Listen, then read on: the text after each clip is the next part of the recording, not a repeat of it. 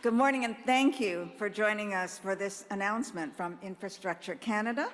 I'm Helen Burstyn, and I have the privilege of leading Evergreen's Board of Directors as its chair since 2014.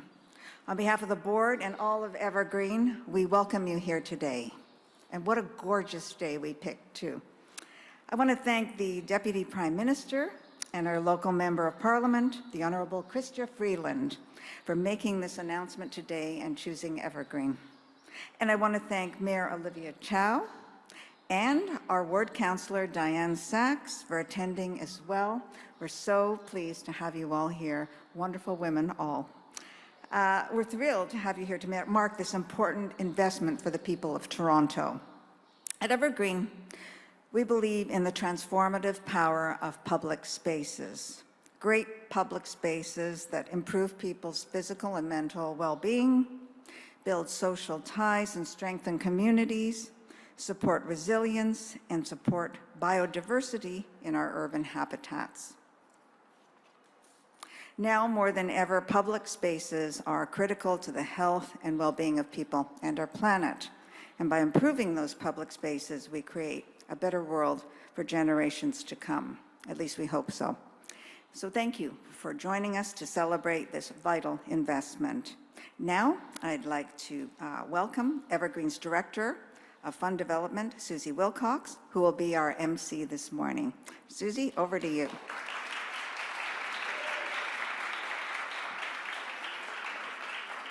Thank you and good morning. Thank you for coming here today on this beautiful, incredible November morning here at the Brickworks. I feel like this is a sign, and it's a good sign. I'd like to start with the facts about where we stand today. Evergreen is situated on the traditional land and waterways of the Wendat, the Haudenosaunee, the Anishinaabe, and most recently, the Mississaugas of the Credit, in addition to other peoples named and unnamed. The Brickworks is governed by Treaty 13 and is subject to the Dish with One Spoon Wampum Belt Covenant, an agreement between the Haudenosaunee and Anishinaabe confederacies and allies to peaceably share and care for the resources around the Great Lakes, like this beautiful Don River Valley that we're in today. Today, Toronto, or Takaranto, a Mohawk word meaning the place in the water where the trees are standing, is still home to many Indigenous peoples from across Turtle Island, and we seek opportunities to work with them in true partnership. In fact, land acknowledgements are not only about the land and the water, but also about working in better ways with people on the land and treating the creatures that use the land and the water with respect and care. We are committed to moving forward in the spirit of reconciliation and respect with all First Nations, Métis, and Inuit people. We are grateful at Evergreen to have the opportunity to work within this territory and the community as a whole. I want to thank Deputy Prime Minister Chrystia Freeland, Mayor of Toronto Oliva Chow, and Councillor Dianne Saxe for joining us today for this announcement. Thank you, Evergreen CEO Jen Angel, for sharing the impact of this announcement on the communities we serve. Thank you, members of the media, for attending and sharing this story broadly. And thank you to the rest of our guests who have joined us. Thank you to Toronto Council Fire Native Cultural Centre for attending. Hello, Andrea. And folks from LGA Architects and Colliers, guests from the Toronto and Region Conservation Authority, City of Toronto. Thank you to our board members for coming today, Evergreen staff, visitors, and community members who've joined us to celebrate this truly wonderful news about the green and energy-efficient future of this community space in that building over there. After remarks conclude, we'll have a media Q&A, and then I'd like to welcome speakers together for a photo. Now it is my distinct pleasure to introduce Deputy Prime Minister Freeland to the stage.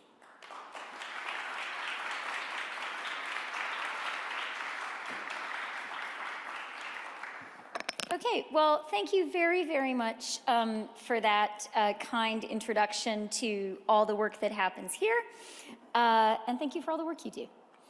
Bonjour, je tiens d'abord à reconnaître que nous sommes réunis sur le territoire traditionnel de nombreuses nations, notamment les Mississaugas du Credit, les Anishinaabe, les Chippewas, les Haudenosaunee et les Wendat. Je suis très heureuse d'être à Toronto aujourd'hui dans ma circonscription de University Rosedale, au magnifique centre Evergreen Brick Works avec la mairesse Chow, la conseillère Dianne Saxe et Jennifer. You know, this really is an event, an announcement, an investment for the whole city of Toronto, for the city we live in and we love. And it's also a great neighborhood event right now. I see lots of my constituents here, and just as I was riding over, I reflected on the fact that this is the second event Dianne and I have been at together over the past week, and the second event that the mayor and I have been at together over the past week. And, you know, I think one of the things that shows you is how committed we all are to working together for our wonderful city. As the local MP, and as someone who lives just up the hill, I know how important and beloved the Brickworks is for the people of Toronto, for the families of Toronto. From the great running trails to the Saturday Farmers Market, which is where we're standing right now. We can talk about what our favorite foods are afterwards. I'm fond of the bacon sandwich. This is really the best place in our city to enjoy the beauty of Toronto's ravines, something we are so fortunate to have here in our city. It is also the best place to learn about the ravine system. There are fantastic programs here at the Brickworks to teach both children and adults about how to practice sustainability and how to keep our ravine system vibrant. All of you are doing such important work here at the Brickworks. As Helen said to us, you know, having vibrant public spaces is such an important part of having a vibrant, healthy community that works and lives as a community. And this is one of the lungs, one of the hearts of our city. Your work is so important, and our government is here to help you continue doing that important work. So I am truly excited to announce that the federal government is investing $2 million to rehabilitate the Ravine Center. This investment will go towards helping to lower energy consumption and emissions through upgrades that will cut the energy costs of the building in half. And this investment will help create a new Indigenous programming space right here at the Brickworks. This space is more than a building. This is important community infrastructure. It is the social infrastructure that helps us not just live, but thrive, and that helps us have a place where we can live together. There was some research that came out this week that I found really sad about how lonely and isolated we are. And that's something that can happen in a big city, and that's something that COVID probably made worse. Having beautiful, attractive, appealing public spaces that take us outside, like the Brickworks, is such an important part of combating that loneliness and of bringing us together. Building more vibrant communities like this one is at the heart of our government's economic plan. And Toronto, our amazing city, is at the heart of our economic plan. That's why our government has and will continue to invest in Toronto, whether it's building more housing, and the mayor and I were at a housing announcement on Tuesday, improving public transit, or investing in essential community spaces like the Brickworks. By helping to make it more sustainable, our government is helping to ensure that the Brickworks can continue its educational work and become an even more treasured gathering space for the people of Toronto for generations to come. En contribuant à la durabilité du Centre Brickworks, notre gouvernement veut faire en sorte qu'il poursuive sa mission éducative et qu'il reste un lieu de rassemblement précieux pour les résidentes et les résidents de Toronto, et ce, pour les générations à venir. Alors, merci beaucoup, et je vais maintenant céder la parole à Suzy. Back to you, Suzy. Thank you very much.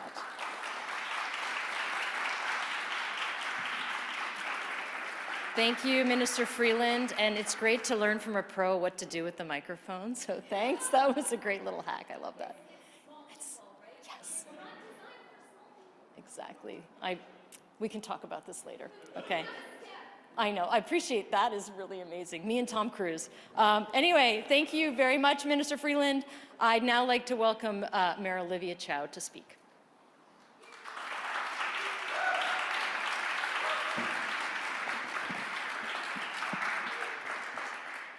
Two weekends ago, I was here with thousands of people. You have a special Mexican Day of the Dead celebration. And there were children, there were families, and I had one of my staff, it was in between two events. I pulled him here. He's never been to any of the trails. And he's just like, wow, almost in the heart of the city. It's like taking a high-speed train into a place, just lifts you up into nature, and it's all free. And of course, I stopped to shop and to eat. That's part of the experience. After you walk for a while, you need to do that. And there was an art exhibit going on, and there was a tree with poetry tied onto a branch that looks like a tree. And those poetries are rolled together as a poetry dealing with grief and dealing with passing of people. It was so beautiful because I watched people reading it and then curled it back up and putting it back to share to other people. And I watched kids doing it, I watched family doing it. It's really a place where people come together. It is the social capital that the minister was talking about, to bring us together so we feel we belong.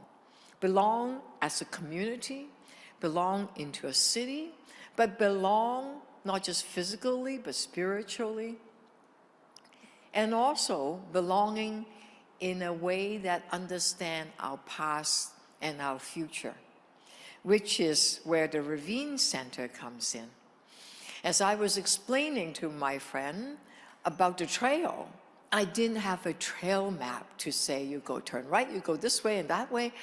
Now, with a revitalized, retrofitted Ravine Center, you will have programming from Indigenous folks so they can learn about the past and the future and take a step, and a real meaningful step towards reconciliation, but also able to understand the programming and the trails that is around us, all of it being done with very low carbon footprint, with solar panels, heat pumps, and all of those important elements.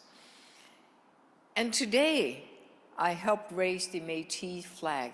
It is Louis Riel Day. And knowing that history, understanding the injustice that was in the past, learning about it, and having the Ravine Center featuring that important aspect of Indigenous programming is so, so special.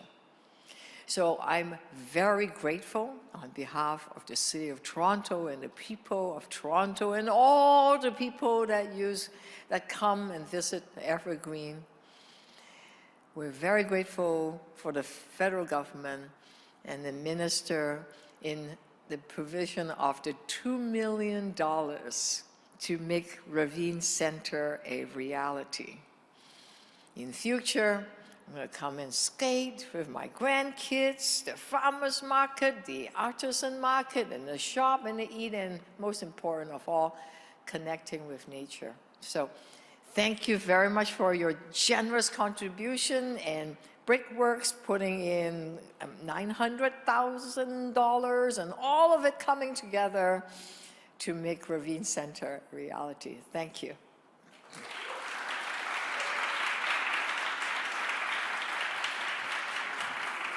Thank you, Mayor Chow, and thank you for coming to our Good Morning Festival.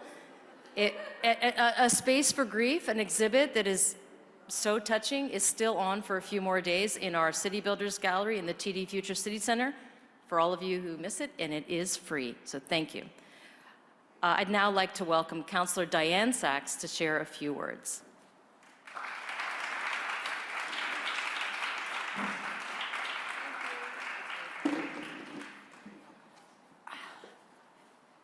Hello, everybody. It's how great to be out speaking with other short women who also biked here. It is so exciting to be back here at my absolute favorite local charity. You all know, I hope, that nature and the ravines are critical to Toronto. They're a part of what is special about our city. They're part of what makes our city livable. They're part of what ties us to the history of the land here. And 20-odd years ago, when I was on the board of Evergreen and we first sat in that building, and I will say the heat did not work, and we sat around a rickety table with mismatched chairs and we tried to imagine what could happen with this derelict site. Could we actually make it a beautiful, successful place for nature in the city, for all the people who don't have access to nature, and especially for those, you know, some people have cottages, some people get to spend time in nature, lots and lots of people in the city don't. And we've had so many people over the years come here who've never been in the woods before. So here we sat around this rickety table and we tried to imagine, could we pull this off? I mean, we were a little charity and we were talking about spending millions and millions of dollars on all kinds of old buildings with heritage problems and contamination problems and legal problems and some very difficult people at the city, but anyway, that would go. So, but here we are. And that vision has been realized to such an extent all around you, and in the thousands of people that are here every weekend, and the kids who come to camp, and all the people who have benefited here over the years. But we've really been successful in making Evergreen at the Brick Works one of the keys, one of the doors to the ravine system of Toronto, to nature in the city, and I will say to bringing private money to support public space. And we know that public space is an absolute key to the quality of life in the city. It's key to our sustainable future, it's key to livable future, it's key to dealing with inequality, it's key to dealing with climate change. And we need so much more, we need so much investment in our ravines, and we need to make more space in the public sphere for Indigenous voices, Indigenous history, Indigenous names. We spent 200 years methodically erasing Indigenous history. And we need to bring it back. We need to bring it back as part of reconciliation. We need to bring it back as part of our own learning. And it is so exciting. And absolutely, I want to join my mayor in thanking Chrystia Freeland for finally bringing us the money to revitalize this building, to make it again a key to, that we imagined all those years ago, that this building would be the key to our ravines. And now it will be.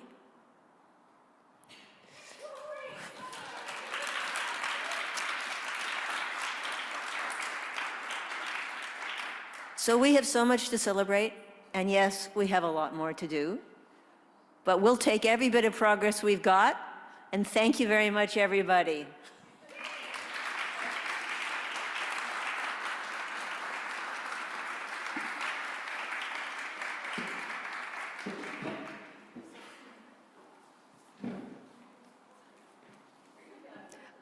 I think maybe Jen doesn't need this, so anyway, she's the giant here. Thank you very much, Councillor Saxe. And I always love the stories you tell about Evergreen's earlier days and the history. Thank you for your longtime friendship. Thank you for sitting in a cold building and dreaming of the future that we're trying to make come true. Really appreciate it. Thank you. And now, yes. And now I'd like to welcome Evergreen's CEO, Jennifer Angel, to share a few words.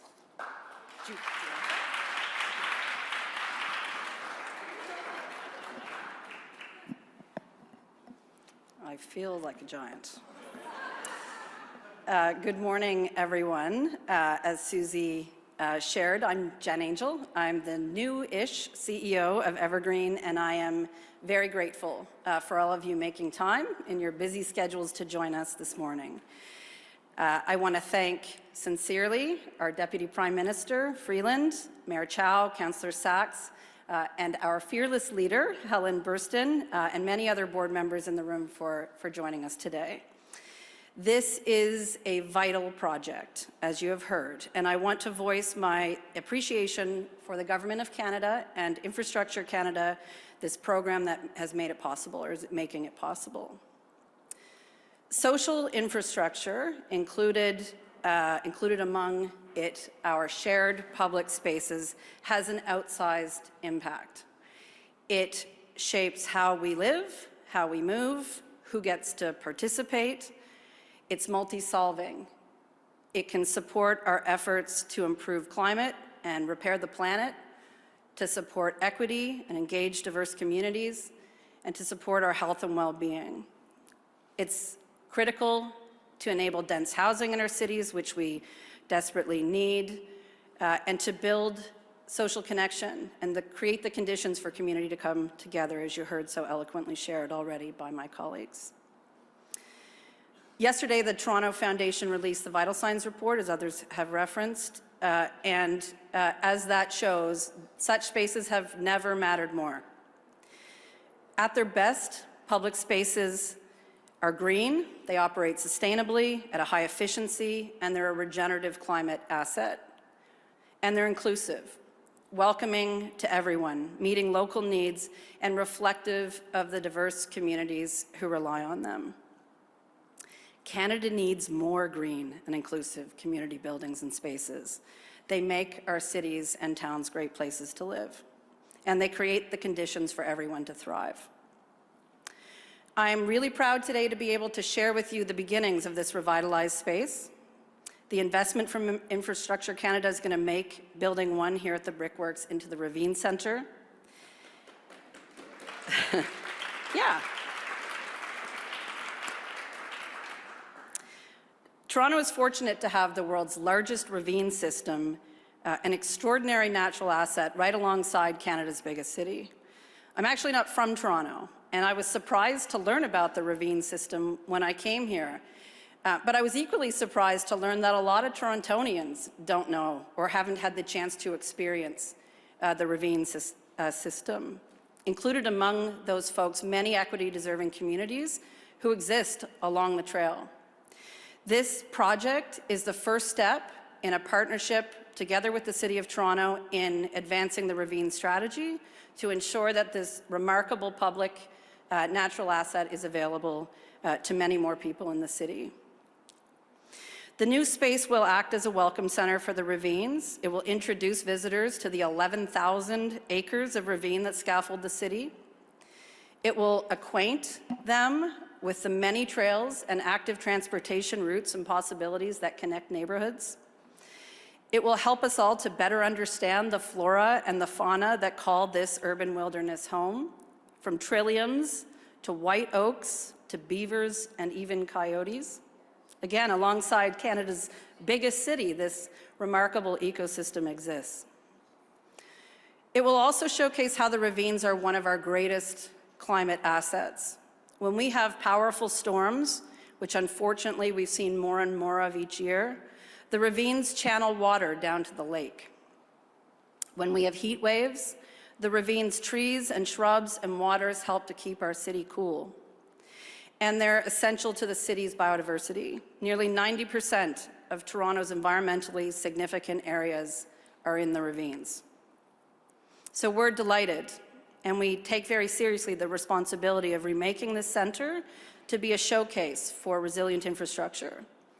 With the Government of Canada's investment, we're going to drastically reduce the impact of heating and cooling and lighting the centre, helping this 80-year-old building feel better than new. And there are many partners involved in this, as Suzy pointed out, and I do want to recognize prime consultant LGA DTAH, who I know are here in the audience, and are helping us to steward this very important property with care. The centre is going to have another vital role, which is perhaps the most important of all, and that is a dedicated space for Indigenous programming, including Indigenous interpretation of this natural place. Here at Evergreen, we're very lucky to be building wonderful partnerships with Indigenous serving organizations from across the city. Toronto Council Fire Native Cultural Centre have been a partner with us for nearly 2 decades, and I also want to extend my appreciation to Andrea, who is here in the audience today and who has made the time. There she is. Hi, Andrea. Students from the Wandering Spirit School visit the site for learning and celebration. Folks from the Native Canadian Centre of Toronto learn to plant and harvest and process medicines here. Others use this space and its lands and waters too. Our elder in residence, Catherine Tamara, was unable to join us today, unfortunately, but we also appreciate her guidance in this work. We're working together with Indigenous communities to redesign this centre to meet their needs for teaching and learning and artistic creation and cultural practice and ceremony. And in the coming months, we'll be delighted to welcome you here so they can share their programming plans for the building. Here at Evergreen, we're striving to create better public places for the health of people and the planet. And from coast to coast to coast, these places of community connection have never mattered more. We look forward to sharing this space and the greater Ravines ecosystem with each of you, and to working together on many more projects here in Toronto and across the country, so our cities are bursting with life. Thank you very much.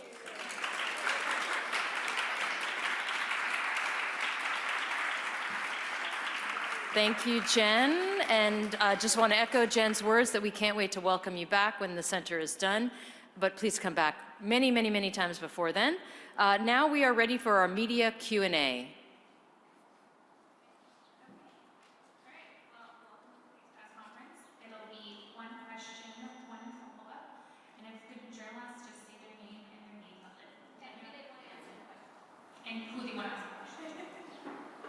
Sammy Hudis with the Canadian Press. My question's for the Deputy Prime Minister. Minister, you've promised that the fall economic statement next week will focus on housing and affordability. Can you explain what you mean by affordability measures?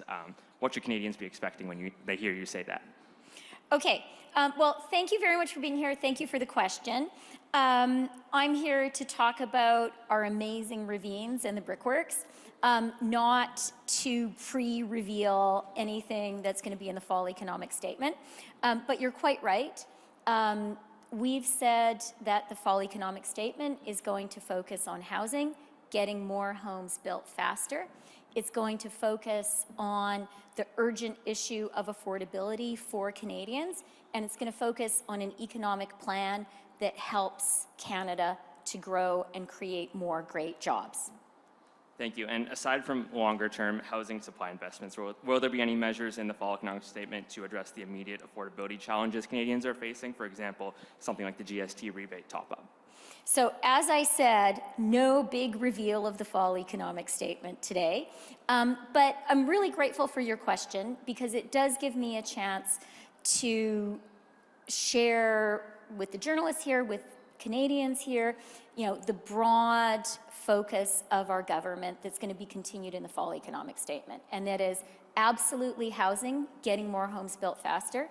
It is focusing on making life affordable for Canadians. And actually, as the mayor said at a housing announcement we made on Tuesday, affordable housing is a huge part of an affordable life. So those two things are absolutely connected. And it is going to be about continuing to build on our economic plan, which is about growing the Canadian economy and creating more great jobs for Canadians.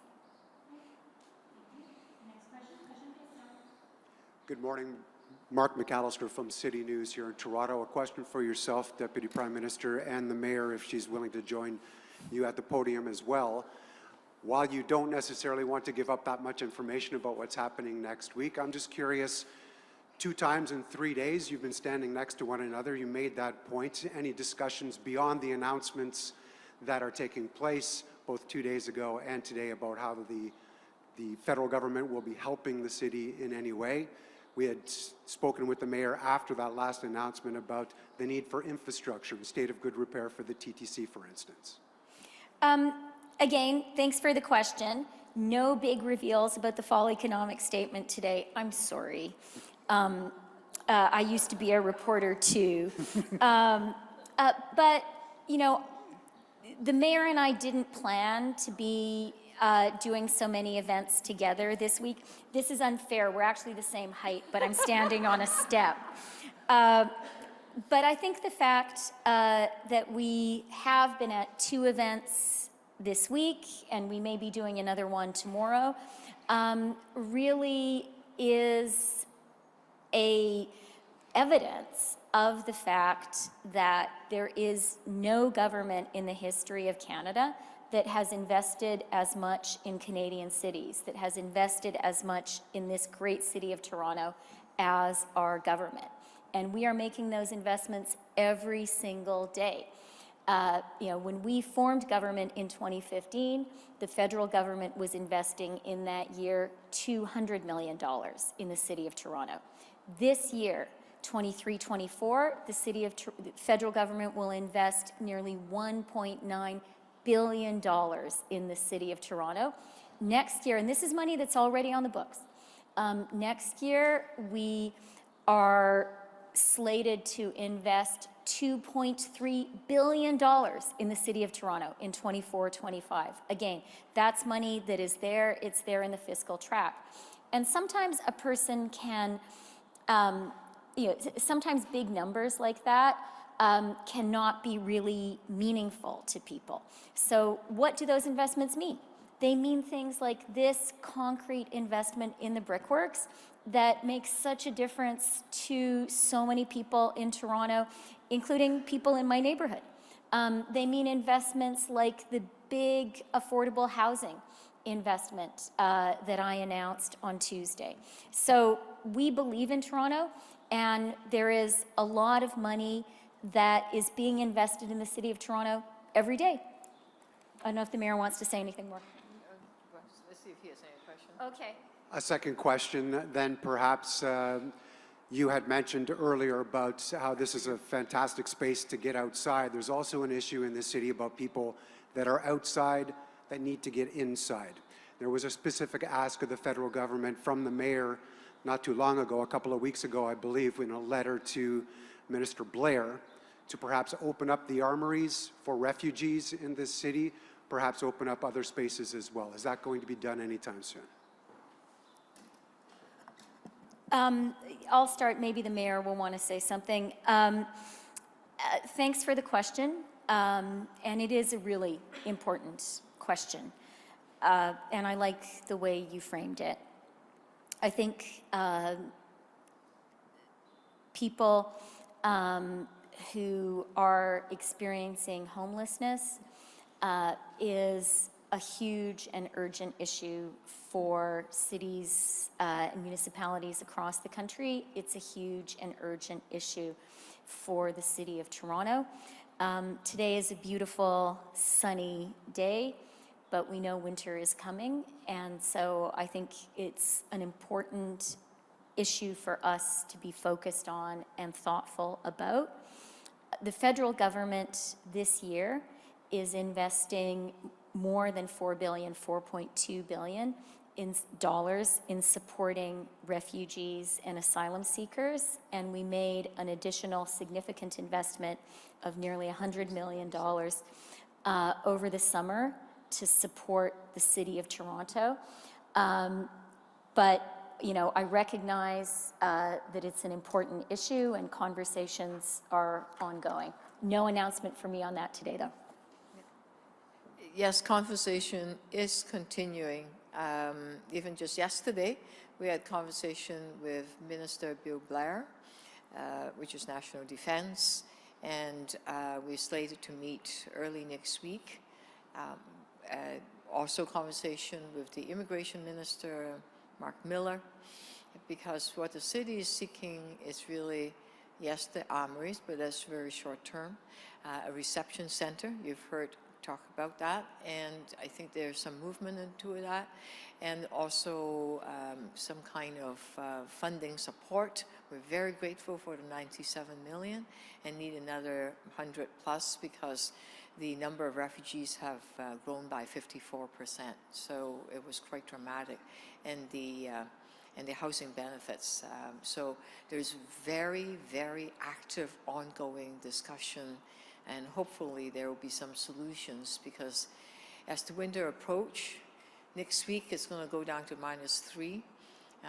No one should be out on the street sleeping, especially those refugees that are arriving to the streets of Toronto.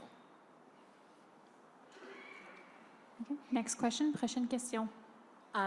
Alicia Hashem from the Toronto Star. Oh, thank you. I am also short. Unfortunately, this question is also about the fall economic statement. Toronto will be looking for some significant investments in that fall economic statement, but there are also calls for the federal government to exercise spending restraint due to inflation. How is that going to affect what Toronto is likely to see in the fall economic statement when it comes out? Okay, look, thank you for the question. It's a great question. And again, and frustratingly, I'm not going to reveal any details from the fall economic statement today. But you've posed a really, really important question. And this is precisely the balance that the federal government needs to strike.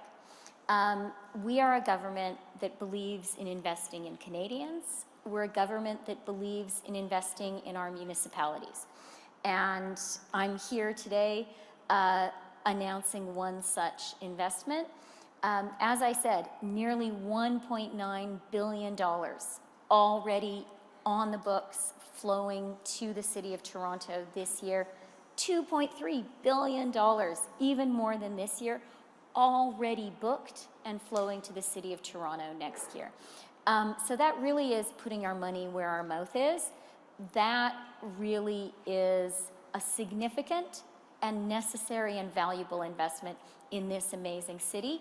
And it is 10 times as much as the federal government was investing in the City of Toronto when we formed government. Now, I know the mayor. I know my fellow representative of this neighborhood, Councillor Saxe, and I bet that if we gave them not even 10 minutes, if we gave them 2 minutes, they could come up with enough worthy projects to multiply tenfold that $2.3 billion the city is already getting next year. This is an amazing city, and we all are ambitious for it and want to build it. But you asked exactly the right question. Our challenge as a federal government, and really our challenge as Canadians, is to find a balance between the necessary investments, which we absolutely need to build social infrastructure, to build social capital, to build our economy, to invest in the green transition, all of those things that are so important. And at the same time, fiscal responsibility is important. And fiscal responsibility is particularly important today at a time when interest rates are elevated and at a time when the affordability challenge for Canadians is very much connected with those elevated interest rates. So one of the ways that the government can help Canadians with that challenge of affordability is by putting forward fiscally responsible plans. It's a hard balance to strike. Making the necessary investments on one hand, supporting Canadians as we need to do, and at the same time being fiscally responsible, but it's a balance that we're committed to striking. as a follow-up question, also about funding, the disability benefit program is set to come into force in June. The PBO estimated this morning could cost as much as $20 billion in its first year. No money has yet 20 been... billion. Yes, 20 billion. Yes, Yes. just, yeah. No money has been earmarked for the program yet. Why is that? And when can we expect to see more clarity around that? Again, no specific announcements about the fall economic statement. But, you know, as you suggested in your first question, fiscal responsibility is really important. And we have to be sure that we make the investments Canadians need, provide them with the support they need, but do it within a fiscally responsible framework. Thank you. Next question. We won't be able to do everything. Next question. Prochaine question. Je pense que c'est tout. I think that's it. OK, c'est ça? Parfait. OK. OK. Merci beaucoup.